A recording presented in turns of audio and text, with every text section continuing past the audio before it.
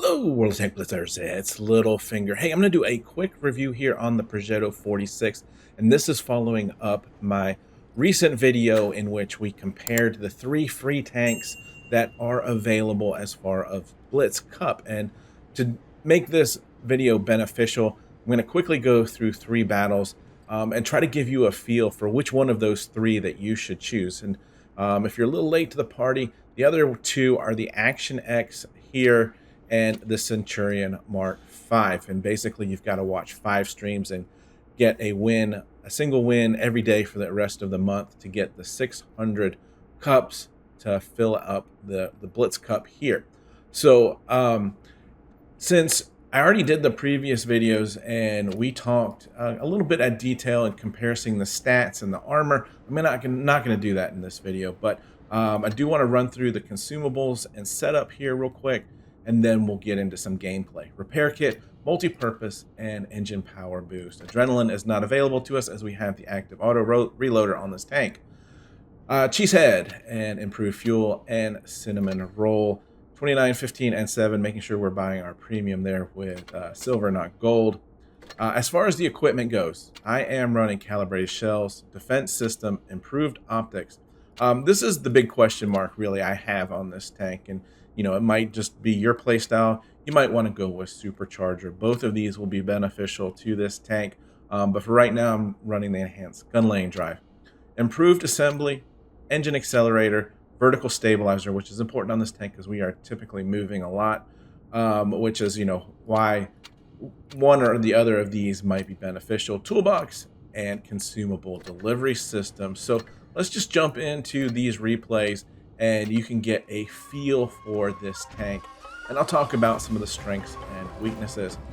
If you're not familiar with active auto reloaders, you've got 3 shells in the drum, and as soon as you say you shoot that 3rd shell, you're automatically reloading to put another one in. And so keeping track of this time right here becomes really important, especially when you're about to load, say, the 2nd shell or the 3rd shell.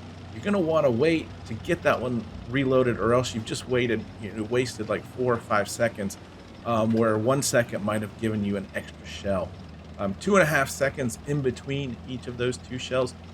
And the mobility is what the it factor is with this tank, really. It's got great movement and mobility. We did talk a little bit about the rounded turret here that will get some bounces, but for the most part, you're not going to get a lot of bounces out of this tank. So as you can see from the mini map, 3 of us have come up into this corner of the map, and the SU-130 here is their only TD. So yeah, I'm still a little bit concerned that there might be some campers back here, but he gets taken out quickly. And you know, one of the things to talk about with this tank here is just how much damage it can do and how quickly it can do it. 240 average damage with 3 shells at 2.5 seconds. In 5 seconds, you can put out almost 750 damage. But managing these shells is how you maximize the benefit of this tank. And you know, quite honestly, I am not opposed to trading shots because our reload is just so much faster here. So I'm trying to bait the T-44 back and get that 2nd shot in, and I am waiting for that 2nd shell to get loaded. It is. We take our 1st and our 2nd and finish him off. And so now, you know, 800 damage real quick there, finished him off. We're just gonna run and hide and get our gun reloaded so that we can unclip on the Panther here. Unfortunately, this Chiri is going to double wiggle on me for why, I don't know, but we're only going to get 1 shot in here. I'm going to leave the Chiri to kill that Panther and move on. And, you know, so we're only at 1,200 damage already, but wait, you know, we can easily put another 1,000 on out of these 3 tanks in short order. So we've got those 3 shells loaded. We've got this great mobility. And we'll get up into position, trying to stay as hull down as possible. We don't want to make it super easy to get aimed at. But here we go, just unloading a clip, and just like that, 700 damage puts us right at 1955. Still got 2 tanks to go. The Emil is pretty healthy. It's okay that we're waiting here because, we're reloading this clip, and hopefully we can get up here now and unleash it into the Emil. Well, we'll take out... Oh, nope. We'll miss the Bulldog. That's a shame. Should have just gone for the Emil and cashed in on the damage. But as you can see here, quickly, even though we started this game real low with damage, we managed to finish with 2,500. And the mobility, we went to one side of the map, we came back to the other side of the map. This is why people love this tank. It really is. It's just a good all-around tank. 2,500 damage. We got 100,000, 95,000 credits out of that. Just over 1,000 XP there. So let's jump into Ghost Factory. Map's getting a little bit more common, I guess. Some typical meta out of it. Looking at their lineup with only 2 heavies, I would suspect that they're going to come up to the light medium side of the map, which for us here is straight ahead.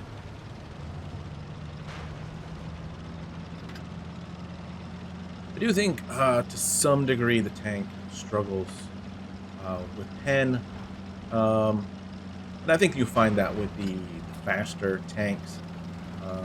That is the trade-off to being more agile. I think the trade-off is you do lose a little bit of pen, and look at this M41. He is just coming for it. Not sure where that shot went, but we missed him with our second shot. We do get 2 to go in. And here is the rest of my team.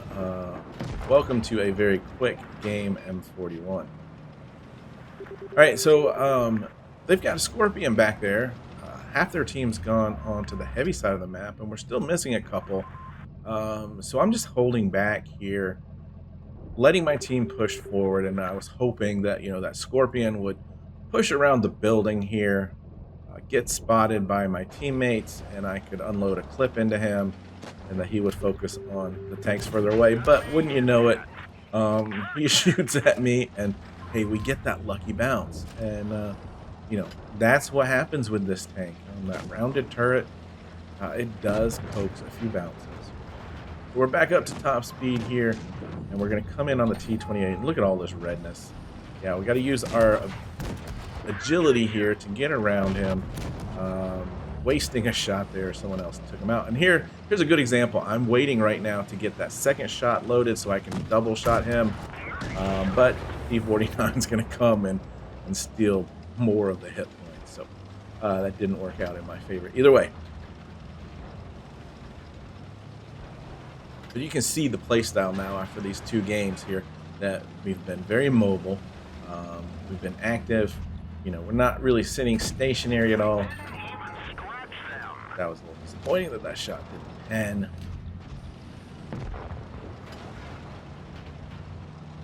Got 2 tanks left. Damage hasn't been great yet. We'll see where we finish this one off. Shooting on the move there. Here's an example of where I should have waited just another half a second, and I would have had 3 shots to shoot. So that was bad play on my part. I should have waited just a half a second longer, and I'd have had that 3rd shell. Now I'm just waiting for the 2nd shell. There it is. And we'll go ahead and set the guy on fire and get our first kill of the game. Again, 2,500 damage just like that. And it comes so quickly with this tank. 75,000, 833, not as much XP with that battle there. So let's take a look at the last one. For Despair. This gives me a little opportunity to kind of diverge from talking about this tank and talking about this map. And, it's one of those maps that, to me, is not very wide. It doesn't feel huge. And it's really team dependent if your team splits. And I've had several battles lately, and this is what I want to talk about. That map recognition to know that, hey, their team has split, our team has not split, let's go ahead and push. And so that's very important with this map, especially your heavies, right? So we've gone to support the heavies. Need them to know when to push, because you got numbers. So anyway, we're going to take a shot of the Progetto, and hey, look at that. There is that rounded turret bouncing shots. All right, we've got the Ag Tiger. A cap has started, and we've got the other TD still sitting in spawn. Maybe A-okay. But this is what I'm talking about. All right, so we know they've got 2, if not more, tanks over at A and B. We need to push and start clearing these tanks. So good job in this instance of our team recognizing that. And so many times I've seen the heavies just kind of sit there and play patient, and kind of a hit point sharing game, if you will, to play it right when that happens. So anyway, we're going to come behind the 50 TP here. And yeah, the WZ is going to go in front of my shot. So anyway, let's use this tank's mobility here to relocate and see if we can't get this gun active now.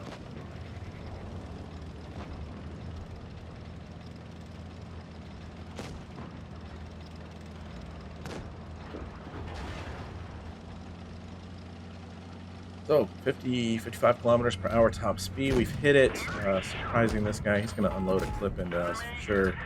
But hopefully the guy beside me here will come and finish him off. Thank you. And he's going to take a big 490 roll from that Scorpion. So let's not go that way. And let's turn back here.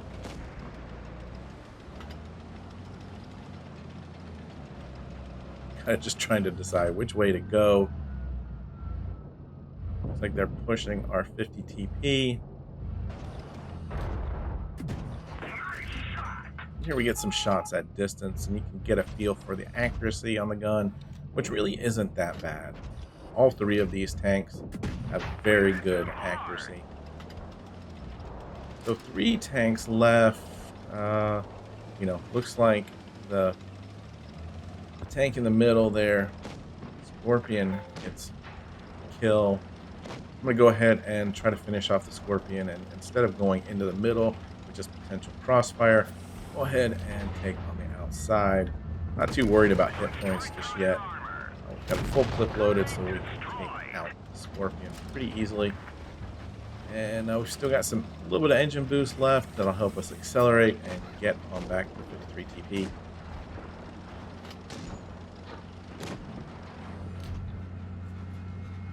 Get some shots in. Just one. We got the Hornet crossing. So again, very quickly up to 2,400 damage here. I think we're going to miss out on the kill shot. Yep. But it's just a wonderful tank. All around solid gameplay from the tank. So that there in a nutshell is the Progetto M46.